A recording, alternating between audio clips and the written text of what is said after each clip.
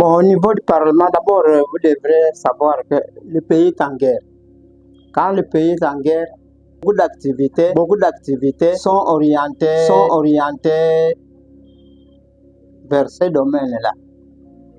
Que ce soit les rencontres, les réunions, les différentes choses.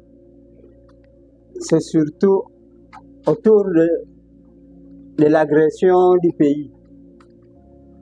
Néanmoins, pour le trimestre qui vient de s'écouler, au niveau du Parlement, nous avons poursuivi les travaux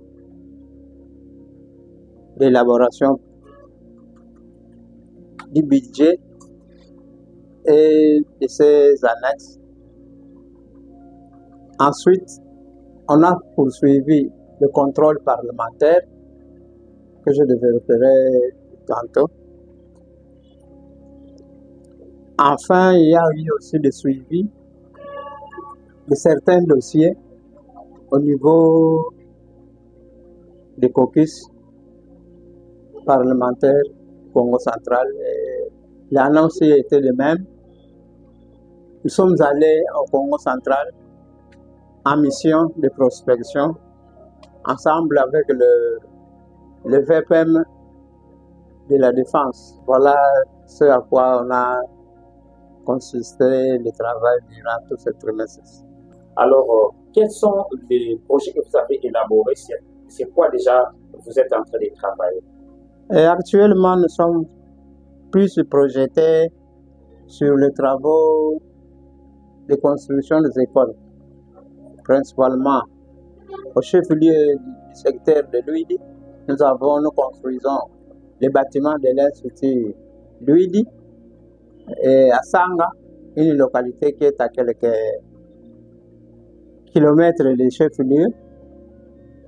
Nous avons démarré une école, et à Kindongo, une autre localité à 30 km du chef-lieu du secteur, nous avons démarré aussi la construction de l'Institut de Kindongo. Nous ne recevons qu'un financement de qui que ce soit. Toutes ces réalisations-là, nous les faisons avec nos propres moyens. Moi, honorable Georges Mantal, y compris mon collègue, l'honorable Yobila de la provinciale, nous sommes les fils du secteur de Luidi.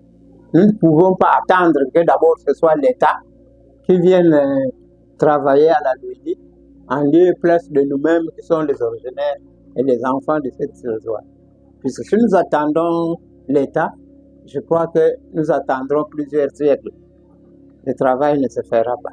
Vous avez promis que vous ferez en sorte pour que Luidi ait la communication 24 heures sur 24. Effectivement, c'est un problème qui nous préoccupe depuis 2019. Nous sommes branchés sur ce problème-là. On a écrit à Vodacom, on a écrit à l'Orange, on a écrit à RTL et toutes les... voire même la nouvelle société qui est venue s'implanter après, comment elle s'appelle, c'est Africell. Nous sommes membres. Mais je dirais que jusqu'à ce jour, nous sommes toujours au niveau de démarche. On nous promet, Vodacom même nous a promis, ils avaient même mobilisé tout un camion pendant tout un mois pour le départ. Mais à la dernière minute, l'opération n'a pas eu lieu. Nous attendons jusqu'à ce jour. Non loin que hier, je venais de chez Orange, où nous avions aussi souscrit d'autres démarches. Et jusqu'à ce jour, nous continuons à attendre jusqu'à ce que ça puisse aboutir. Alors, pourquoi pas parler des antennes de Fortine comme il y a déjà une à Kinkosibu du centre, et pourquoi pas aller avec les antennes de Fortine au lieu de parler d'une antenne qui aura au-delà de 300 mètres d'hauteur. Ça ne peut pas vous coûter, ou pendant que vous faites ça, pourtant vous êtes député, nous connaissons déjà ce qui vous attend. Si les antennes, on les achetait, je crois que nous allions nous mobiliser nous-mêmes pour entrer même en prêt. On allait voir ça.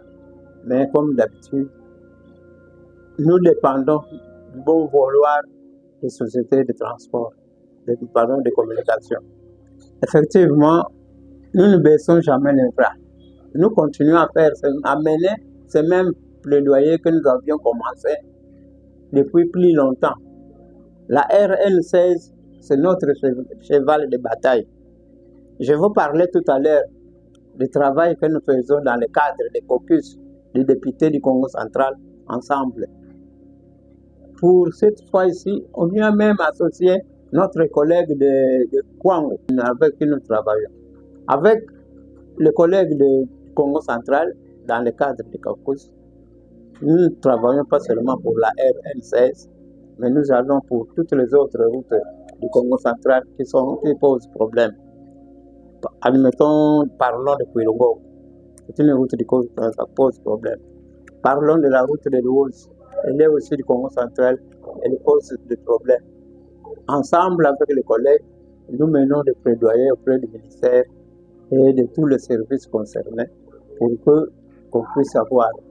Je suis très heureux aujourd'hui si je dois voir que notre plaidoyer a payé, puisqu'aujourd'hui, pour la RN16, il y a déjà une équipe qui est sur le terrain et qui mène des démarches pour que les études de faisabilité soient prêtes, de sorte que, au plus tard, septembre de 2025, que les travaux proprement dits de la réhabilitation, modernisation de la route commencent.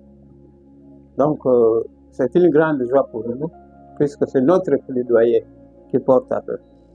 Beaucoup se réclament de la paternité de ces études-là, ou d'avoir été à la base, mais nous étions au départ les premiers qui avons intéressé les autorités, que ce soit au ministère de l'énergie, que ce soit à la SNEL, ou voire même les services de ACR.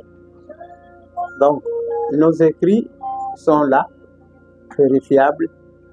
Même si on ne se batte pas, on ne se chamaille pas avec les collègues, parce que à notre territoire, les gens ont souvent tendance à vouloir s'entre-déchirer sur les paternités de certains dossiers ou de certains problèmes. Notre étude ou notre projet ne s'arrêtait pas en Guemba. Il fallait aller d'abord jusqu'à Ngiding, puisqu'au moment où nous parlons, Ngiding n'a même pas de mort. On transporte le corps à vélo ou à moto, ça ne nous plaît pas. Nous menons le même plaidoyer pour que demain ou après-demain, le courant arrive jusqu'à Ngiding, de sorte que Ngiding aussi se développe comme les autres centres du territoire. Vous avez visité des familles dont leurs maisons ont été incendiées. Ces actes de barbarie qui peut-être demain après-demain peuvent aussi nous amener à une guerre tribale. Avez-vous un mot surtout auprès de la jeunesse autour de l'insécurité avant d'arriver de parler du problème des Mongols? Je crois que nous devons faire très attention. Et là, je m'adresse surtout à notre jeunesse, la jeunesse du territoire de Madimba. Notre territoire fait face à des limites avec le Bandundu, à des limites avec la ville-province de Kinshasa. Et dans la ville-province de Kinshasa, il y a déjà des Mobondo, du côté Ngamakoli, de ce côté-là. Notre territoire a des limites avec le territoire sœur de Kimbula. À Kimbula, dans certains endroits, on a aussi des Mobondo. Et même de l'autre côté, notre territoire a aussi des limites avec l'Angola. Même là, de ce côté, je ne dirais pas que c'est calme. Nous devons toujours prévoir. Donc, il revient à notre jeunesse à être vigilant où il ne se laisse pas faire. Non seulement la jeunesse seulement, mais à tout le monde de savoir se mettre sur ses gardes. Dans nos villages, grands centres, il faudra qu'on fasse attention, qu'on n'accepte pas n'importe qui et qu'on ne se laisse pas non plus faire. Pourquoi? Parce que l'ennemi est déjà partout dans notre pays. Donc nous devons attirer l'attention pour qu'il n'y ait pas de surprise que demain qu'on parle de Mobondo ou bien qu'on parle de rwandophones ou dans notre coin. À notre qualité de membres de l'Union sacrée, nous avons le devoir de sauvegarder les acquis de la République. Sur ce point, nous sommes les grands combattants de cette République. C'est nous qui devons préserver l'intégrité territoriale de notre territoire. Donc, sur ce faire, nous devons tout mettre en œuvre pour que l'ennemi, d'où qu'il vienne, n'entre pas dans notre pays, à notre population, tout comme à nos jeunes. Nous lançons un appel pathétique pour que on reste vigilant, qu'on reste éveillé, qu'on sache qui vient s'hasarder à côté de nous. Que ce soit votre frère ou votre là, quand vous le jugez suspect, vous devez le dénoncer. Voilà ce que nous devons. Au président de la République, nous sommes ses combattants, nous sommes ses soldats, nous sommes prêts à défendre notre cause.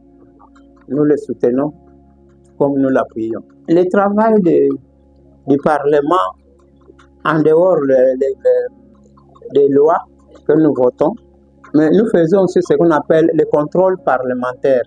Nous voyons, nous vérifions comment le service de l'État fonctionne. Est-ce que dans le bon sens ou dans le mauvais sens?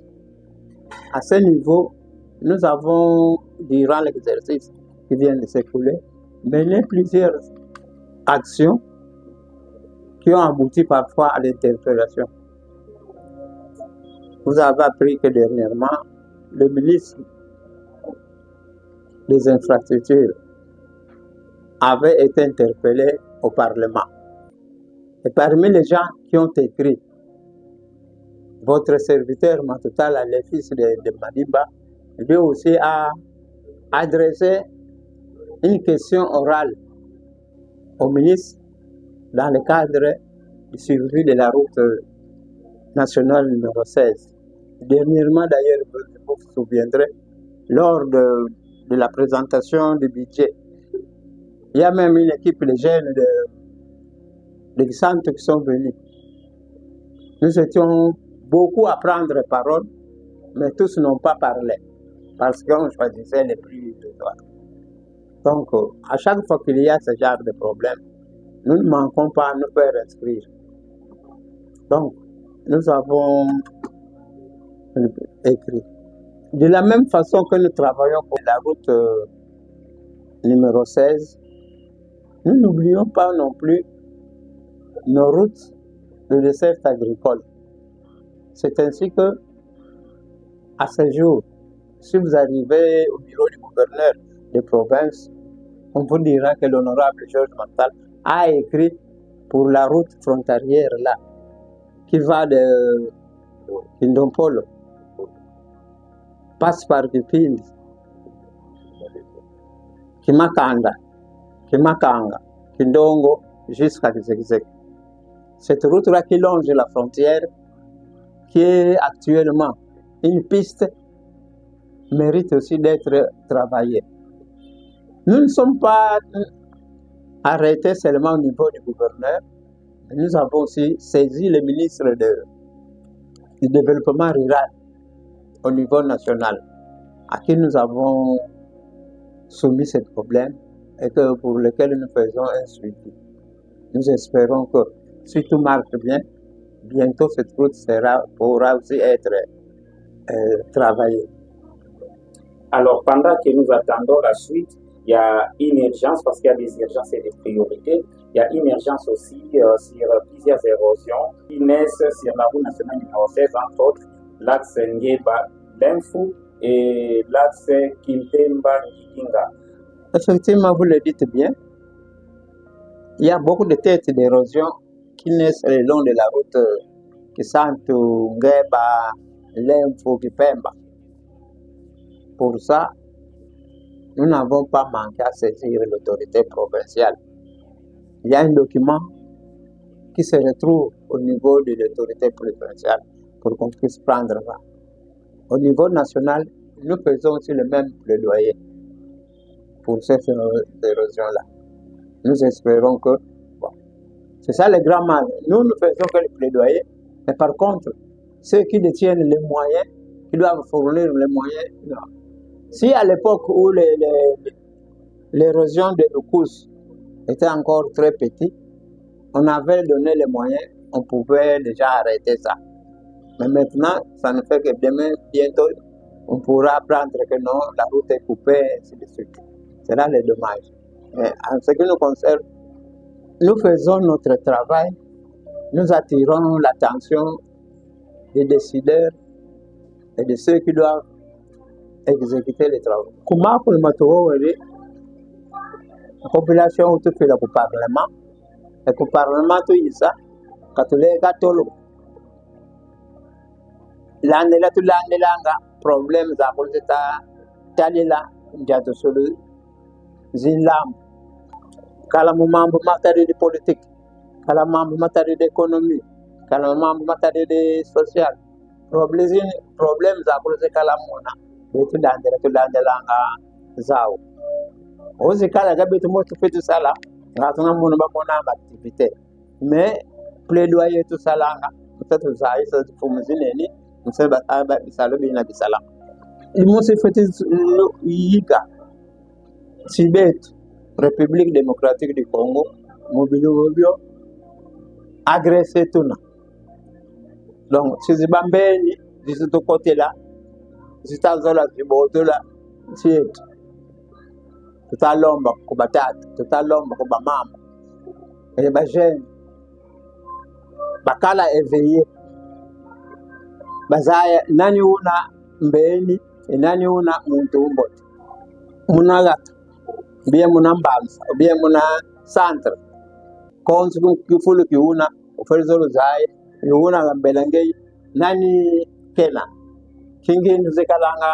yani o muntumbi kalunze le porter plainte pour fumu sisana bazaya mojuna ko tuki chimama magazore beto ko ngo santal katuzola mambo ma zibita. Alors président Ougana message mobilisation bajene bakota mu armée tutalomba kubajeni babetu bakota mu armée beto mamuna betu katuwi surtout betu ku madiba katuwi diki bene fumu zinene zima soda ndam bantu abetu kabazola ko kota ku mu armée tutalomba kubajeni bakuli basala enrôlement bakota mu armée musele mbasi beki mbasi basi tufo betu diaka tufo fumu zinene zitali di mambo ma armée. C'est très important. Tout le Parlement catholique tolo bisalo sala tout sala et plaidoyer sala tout sala ya. De la même façon tout ça le plaidoyer ndamudinjila kisanto ngidinga kimvula jusque le bis pour probaka tout ça sala dia plaidoyer ndamudinjila des desserts agricoles. Par exemple, njile itu kiriga kindompolo ye lutir ki makanda ye ki makanga ikumini kindongo ikuna kizekizek njile yina ya ilanda frontière di bete Angola baloki luna mu frontière zeine bangole kuna semo bavuiri mabazi mabetu ko kote betu katuvuiri kwani kimaki kimos damzila katu lamdina tutasala maako le mafuene musande njira yina basala yao bisarbi yantiga mu développer économie lambo yina yako et mu permettre que mu zikale capacité ziko yikutambula côté binu yako betu en tant que député tutasala maako tuvuili kimvuka kiba député ki Congo Central tuvuiliga kimvuka kiba député ki province de